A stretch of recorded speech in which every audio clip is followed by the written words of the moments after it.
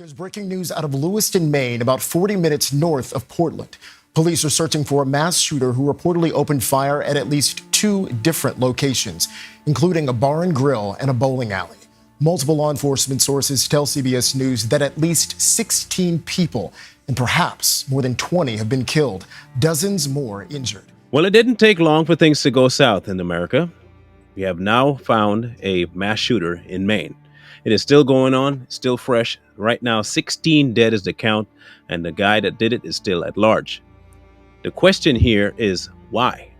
Now, I'm not one to speculate all the time, but sometimes we need to. And with this situation, I specifically remember telling you people that this and something like this was near and possible to happen. Why? You can't have everyone focused on your wrongdoings. You have to have a distraction at some point in the journey. At the cost of American lives, it's not far-fetched, and it's not beyond the American government. We know exactly 9/11 happened like this, and it's not far-fetched for them to stage something in order for them to get the heat off of them. In this case, we believe it's Maine.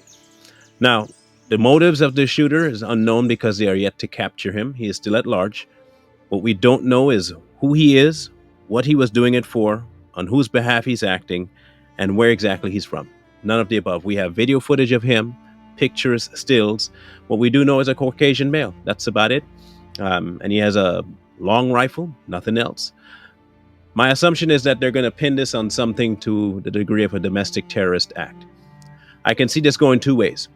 Either he is pro-Hamas and acting out because he is infiltrated and he has been compromised by Hamas, or he will be branded as a right-wing extremist fighting the system. In neither case will you find this being a lefty. That you can be assured of. This will not come out in the news as someone who supports the Democrat Party. The problem is that's the narrative they will push. Later on, after everyone has believed it, the truth will come out. By then, no one's going to be watching. No one's going to be listening for that. And no one is going to care about the lives that were lost. You see, they never really do care about the lives that are lost. They care about the number. They love the number. But you'll never hear names. You'll never hear the stories of the family that lost people. You'll just hear that the gunman had this motive, and the number of people he killed was this, and the instrument he used was this, and so we have to ban this instrument and the people who carry them. Now, who do you think in America is the most likely to carry a long rifle? I'll let you marinate on that for a minute and you can figure that out. I'm sure if you use your little tinkerer up here, you might figure it out sooner than later. Some may not. Here's the big thing. Do not be the least bit surprised if this turns around and comes back to bite the normal American citizen in the butt. Not the person responsible. He'll be used as a scapegoat for the rest of America who they're trying to eradicate. Our condolences goes out to the family members who have lost loved ones in this tragedy, and we sure hope that the person responsible is brought to justice and put in his rightful place, either behind bars or elsewhere.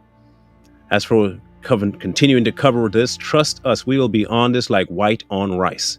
We're not going to leave it alone because we have to get to the bottom of it. The bigger picture is that they're trying to distract you from something. The only question here is, what?